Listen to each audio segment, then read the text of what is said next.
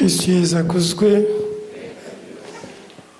Kana akanya rero ko gushimira Yesu dukiza kuba yakijije nawe yakijije mu bihe byashize, aba yakijije muri risengesho. Tugiye kumushimira kuri bamwe Roho w'Imana yabashije kutugaragariza. Abavandimwe benshi bari bakize, bari barwaye hemoroyide, Yesu yabakijije.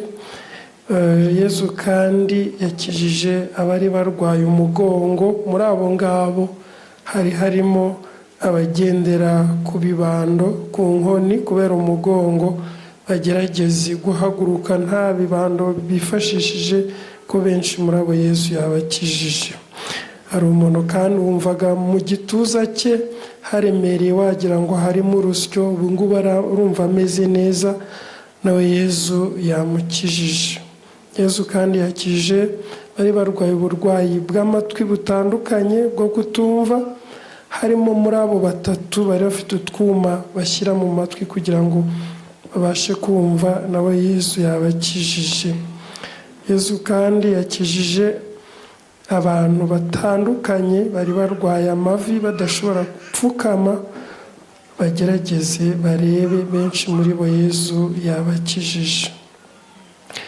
Hari umugore wari umaze amezi 6 adashobora kuvuga, atabumbura umunwa, yavugishaga ibimenyetso, nawe Yesu yamukijije, yamuhaye kongera kuvuga. Hari umugore umaze amezi 12 atwite ariko atarabyara, nawe Yesu yamubohoye. Yesu kandi yakijije uburwayi bw'umutima. Muri abo bakize umutima hari uw'isakaramento ryagezeho, umutima we umera nk'utera cyane, nawe yiyumve muri abo Yesu yakijije uburwayi bw'umutima. Hari umuvandimwe wanukaga mu kanwa, umwuka uturutse mu kanwa ukabunuka, yarabyiyiziho, niyo mpamvu yakundaga kwiheza, nawe amenye ko Yesu yamukijije. Yesu kandi yakijije ibibyimba byo muri nyababyeyi ku bagore batandukanye, ariko muri bo hari umugore wari ufite ibibyimba 5 utegereje kubagwa, amenye ko ari muri abo Yesu yakijije ibibyimba byo muri nyababyeyi. Ku bakobwa batandukanye n'abagore, Yesu yakijije uburwayi bwo kuva imiyamihango bajyamo ariko abo bava ntibahagarike, benshi muri bo Yesu yabakijije. Hari umuvandimwe wari urwaye munsi y'urukenyerero hagana aho umugongo utangirira, yari afite uburwayi butuma adahagarara, butuma aticara, akabura pozisiyo yafata, Yesu yamukijije. Hari umuvandimwe wari warafatanye mu mihogo ku buryo atashoboraga kuvuga, ubu ashobora kuvuga kuko Yesu yamukijije. Yesu kandi yakijije uburemba ku bagabo batandukanye. Rero muri abo bagabo harimo umaze imyaka 2 ashyingiwe. Mu by'ukuri yashyingiwe avuga ati, umugore wanjye azatungwa na murumuna wanjye, ariko noye kugumya kubaho gutyo. Rero bamaze gushyingirwa, umugore we yanze ubwo buryo bwo kubaho, aramwangira.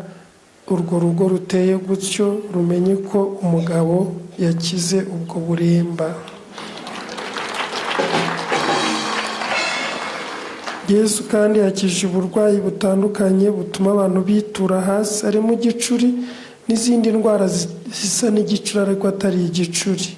Hari n'izo bapimye kwa muganga bakazibura. Muri abo rero harimo umunyeshuri witura hasi gusa iyo ari ku ishuri, yataha akaba muzima, yagera ku ishuri akitura hasi.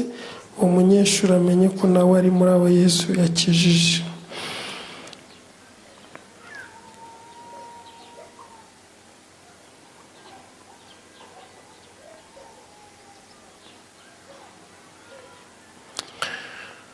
Hari umugabo ufite ikibazo cyo kuva amashyira mu gitsina, yagiye ku bitaro baramupima babona nta burwayi bugaragara afite, ariko yakomeje kuzana amashyira mu gitsina, nubwo bamuhaye imiti itandukanye byarakomeje. Umugabo amenye ko Yezu yamukijije. Yezu kandi yakijije umukobwa ufite ikibazo cyo kuzana amatembabuzi mu gitsina y'umukara, amatembabuzi y'umukara ahora yibinze rero, kuko ayo matembabuzi akunda kuza ari menshi, bityo agahora yibinze. Yezu nawe yamukijije. Yezu kandi yakijije abari bafite ikibazo cy'imisonga yo mu mutwe batandukanye. Hari umuvandimwe wari ufite ikibazo cyo kuruka, akimaranye icyumweru ntacyo ashyira mu nda ngo kigumemo, nawe Yezu yamukijije. Hari abavandimwe Yezu yakijije kanseri y'amabere, kanseri y'impyiko, kanseri y'amaraso na kanseri y'uruhu. Hari umugabo urwaye stroke, ari mu bitaro, yikubise hasi ajya muri koma.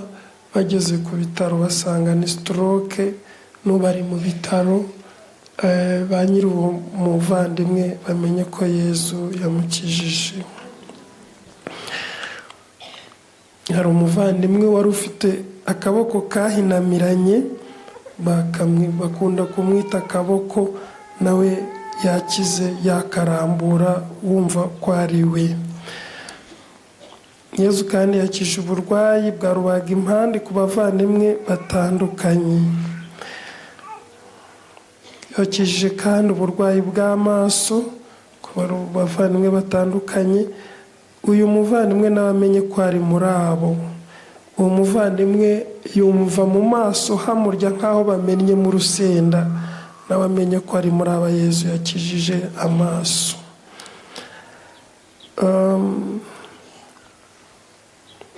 Hari umubyeyi wazanye umwana muri iri sengesho, kubera ko ijosi ry'umwana rihora ridebadeba, ntirifata, ntirikomera. Nyiri uwo mwana amenye ko Yezu yamukijije. Yezu kandi yakijije uburwayi bwa prostate. Hari umuvandimwe ufite ikibazo cyo kwatsamura, atari uko arwaye gripe cyangwa ikindi, ahora yatsamura, nta bundi burwayi afite, ketsamura buri kanya, nawe Yezu yamukijije. Hari abavandimwe batandukanye baba bafite ikibazo cyo kudasinzira, barara bareba ijoro ryose, Yezu yakijije.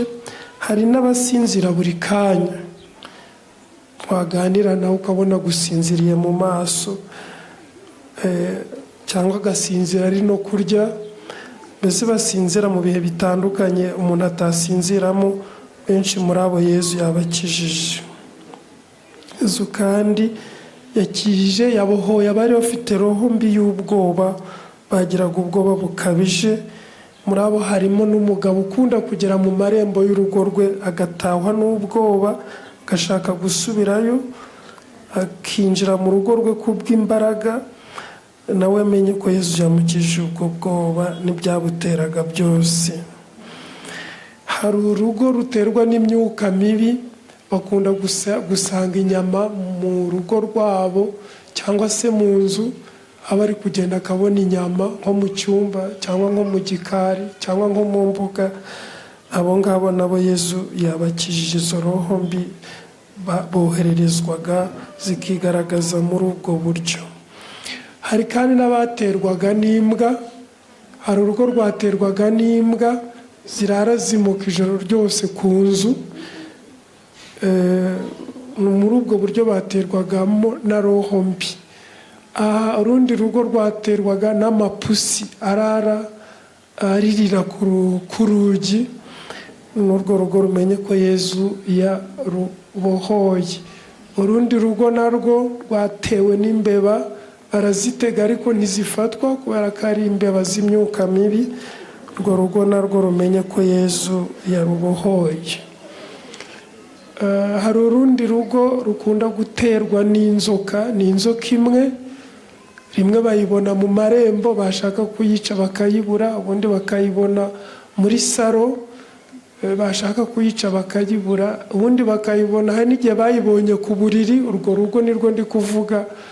Urwo rugo narwo rumenye ko Yesu yarubohoye ku myuka mibi. Hari abantu benshi bari bafite agahinda gakabije Yesu yakijije. Muri abo ngabo hari umuvandimwe wabonye amarira amanuka menshi, amanuka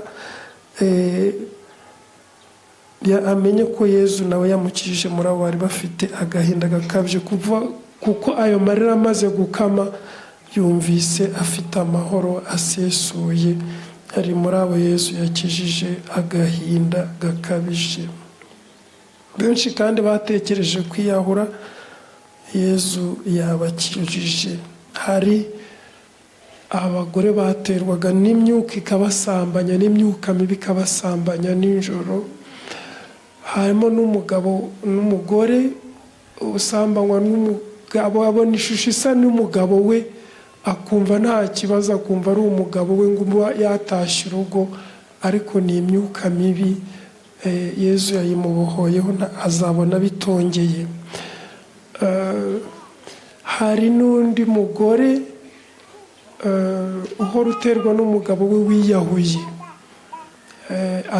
Akunda kumutera mu burakari bwinshi. Uwo mugore rero bisa n'ibyamuteye guhahamuka, kandi nta muntu yigeze abibwira. Nawe amenye ko Yesu yamubohoye kuri iyo myuka mibi inyura mu mashusho y'umugabo we. Hari umuvandimwe hano batoraguye, ari umwana mutoya cyane, yajugunywe ku nzira, hanyuma arakura. Abantu baza kumubwira ko abamureze atari ababyeyi be. Byamuteye nawe agahinda gakabije. Kenshi yashatse kumenya ababyeyi be, ariko ntiyabamenya kuko n'abamutoraguye ntibabazi. Ubwo rero yagerageje kwiyahura inshuro nyinshi, nawe Yesu yamukije icyo gikomere.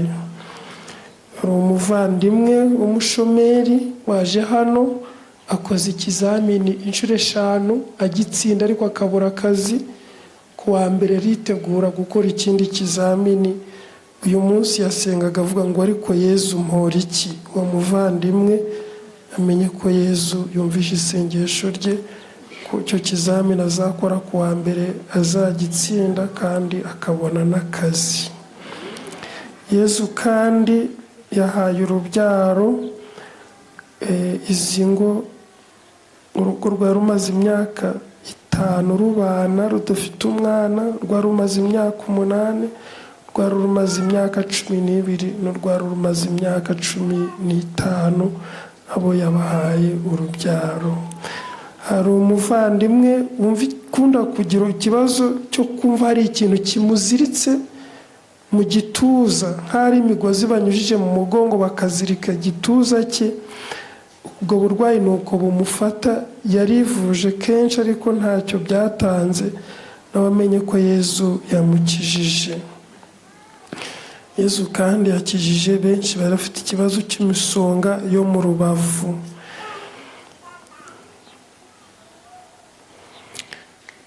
Hari abavandimwe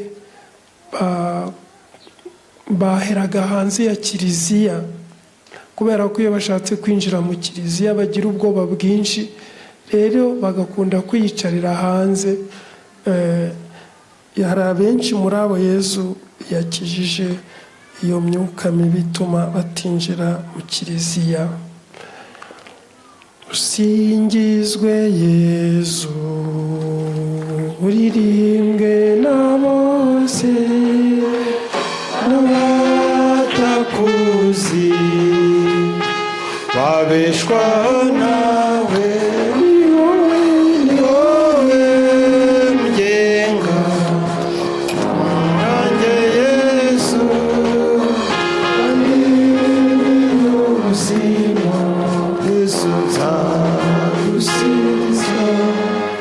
Abavandimwe batandukanye bari barwaye ibihaha Yesu yakijije. Hari abavandimwe 5, abagore 2 n'abagabo 3 bari barwaye umwijima, baratangiye gutumba inda. Yesu yakijije. Yesu kandi yakijije uburwayi bw'amara, hari n'abajya kwituma amara akamanuka, nabo Yesu yakijije. Kandi hari abo yakijije bari bafite ikibazo cyo kunyara mu buriri. Hari abarotaga bari kurwana n'inyamaswa, cyangwa bakarota bari mu marimbi, cyangwa bakarota bari mu ntumbi. Hari n'umuvandimwe wakundaga kurota ari muri wese, ndetse kenshi akikubita mu mwanda wo muri wese agakanguka. Uwo muntu ukunda kurota izo nzozi ziza kenshi, nawe amenye ko Yesu yamubohoye. Sabo gusa rero, ni benshi bakize. Reka tugarukire aho ngaho, dukomeze gahunda z'iri sengesho. Ndabashimiye, murakoze. Dushimira Imana.